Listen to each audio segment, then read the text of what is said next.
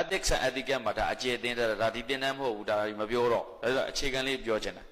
နိုင်ငံတကာမှာမင်းတို့ရဲ့နေတဲ့ထိုင်တဲ့ behavior standard ကိုဝိပု္ပ္ပစားဖို့အလုတ်ကိစ္စနဲ့ပတ်သက်ပြီးလာသပင်းကြီးကဖွာလန်းကျဲလို့ဒီမှာကျယ်ကြီးကအပေါ်သုံးလို့အောက်သုံးနေတာထိုင်တာတတ်ရမရှိဘူးအဲ့ဒါဆိုရင်ကိုမင်းတို့စပြီးတော့လူက impression မရတော့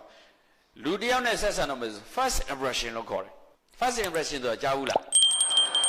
ဘာတွေလောက်တာဖုန်းနေလေ first impression တို့ first impression တို့ပါလဲ unboxing လောက်တာတို့ဘာလို့ပြောတာလဲ first impression ဆိုတော့တွေ့ချင်းဖြုံသွားတာမြင်လိုက်တာနဲ့ဟာဒီကောင်အကောင်ဟာဒီကောင်ရှော့မသွားနဲ့ဟာတန်းရှိတယ်ဟာလို့မြင်ချင်းဖြုံသွားတာ impression down နေတာဟာသုံးကြပါဘူးကွာအချိုးရပါဘူးတဲ့ဟဲ့လားကိုလုတ်ကလိုက်ယူတာမျက်လုံးနဲ့မြင်ရတာကွာ impression down သွား impression down ရင်လူကဖွံ့ဖြိုးတိုးတက်ဖို့မလွယ်တော့လူတယောက်ကကိုယ့်ထက်ကြီးနေတဲ့သူမြင့်နေတဲ့သူကမင်းတို့ကိုမိုးကြည့်လိုက်တယ်ဆိုတာနဲ့ဒီကောင်နှစ်ဖူးရည်တူးရည်မြင်ပြီသူတို့က experience အများကြီးရှိဟုတ်လားအဲ့ဒါသဘောပေါက်ဖို့လိုတယ်ဒါကြောင့်နေတာထိုင်တာပြောတာဆိုတာဒါတွေအကုန်စနစ်တကျလေ့ကျင့်ထား behavior standard ဒါကြောင့်ကိုယ့်ရဲ့စိတ်မိမိရဲ့စိတ် attitude တွေ mindset တွေအဲ့ဒါကိုအကောင်းဆုံးလေ့ကျင့်ထားပါဂျွန်စီမက်ဆွဲရဲ့ attitude ဆိုတဲ့စာအုပ်တော်တော်ကောင်းတယ်နောက်တစ်ခု character ဆိုတဲ့စာအုပ်ကလည်းတော်တော်ကောင်းတယ်အဲ့ဒါနာမည်ကြီးတဲ့ဂျွန်စီမက်ဆွဲရဲ့စာအုပ်တွေ။ကဲနောက်တစ်ခုအကျင့်စာရိတ္တကိုထိန်းချောင်းမှာပြီးတကမကောင်းမှုရှောင်ကောင်းမှုဆောင်မိမိကိုယ်ကိုကောင်းအောင်ထားမကောင်းမှုရှောင်ရတာလွယ်လားတော်တော်မလွယ်ဘူးနော်မကောင်းမှုရှောင်ရတာမလွယ်သလိုကောင်းတာရောလေ့ကျင့်မှုခက်လားတော်တော်ကြီးခက်တယ်ကိုယ်စိတ်လေးကိုအမြဲတမ်းစိတ်ကောင်းစိတ်မြဲလေးဖြစ်အောင်လေ့ကျင့်ထားပိုးတောင်ခတ်သွားတယ်အစဉ်ချင်းခတ်သွားတာနော်လေ့ကျင့်တဲ့ခါလဲတစ်စဉ်ချင်းလေ့ကျင့်ရမကောင်းတာကို reduce လို့ short ချဖုံသုံးခြင်းတွေများနေတယ်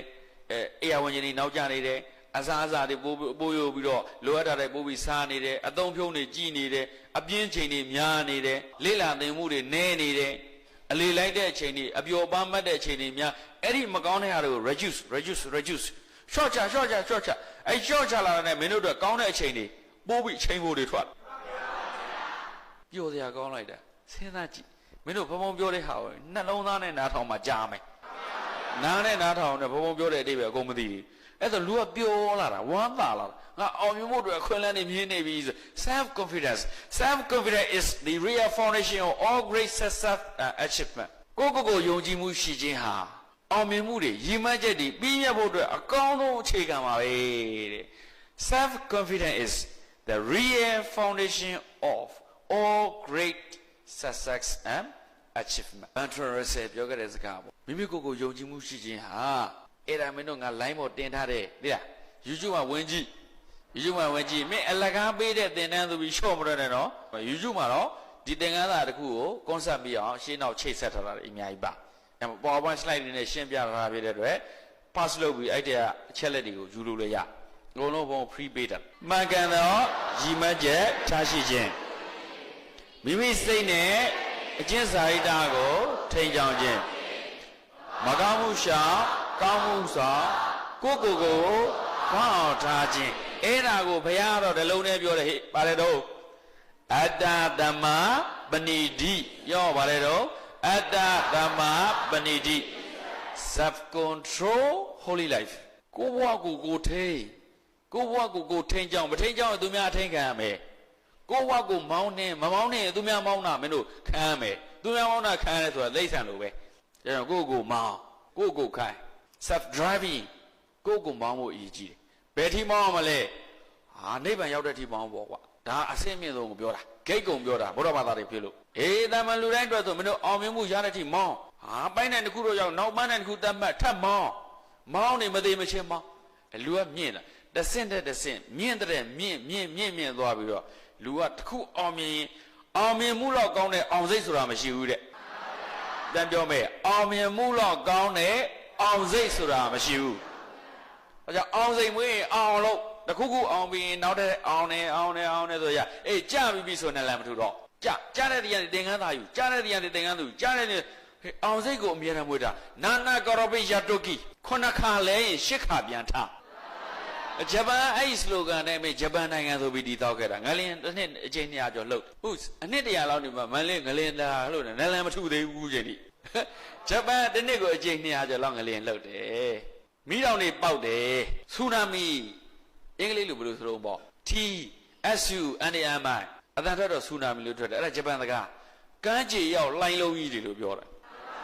TSUNAMI ဆူနာမီအဲ့ဒါဂျပန်စကားဂျပန်ဆိုတာအဲ့ပြဿနာအထူဆုံးနိုင်ငံလို့ပြောတာအဲ့ဒါကြောင့်စိတ်သက်အမာဆုံးတည်ဆောက်ထားတာဂျပန်ကဒီမှာဂျပန်နိုင်ငံရဲ့အေကန်တွေကိုသွားဟောဒီမှာထတ်တရားပန်းဟောဒီမှာကန်တိုတာနုညံ့မဲ့ဆိုပန်းလို့နုညံ့တတိရှိမဲ့ဆိုရင်ဓားလို့ပဲမာတယ်ဒီလိုဂျပန်ကတည်ဆောက်ထားတာကွာမြန်မာတွေကငါပြော့မြန်မာမဟုတ်ဘူးမြန်ပြော့